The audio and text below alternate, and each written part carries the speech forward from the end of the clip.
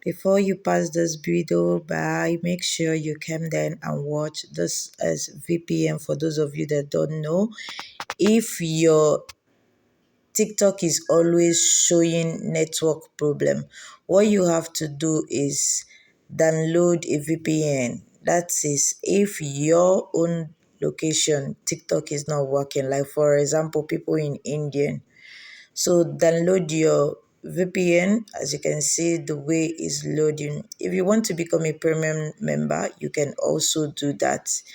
You can subscribe, and there is also the ones for free. Like me, I use the ones for free. You understand? You can see right now is connected. That is why you can see that key close to the Wi-Fi. So right now, I will also be talking about how to create your own WhatsApp channel, but that will be sooner. So just calm down, relax, and watch what I am showing you. After doing that, go clear off your data and you are good. You just logged in and everything will start working perfectly. Don't forget to like this video. Drop your comment if you have any question. I love you all. Thank you.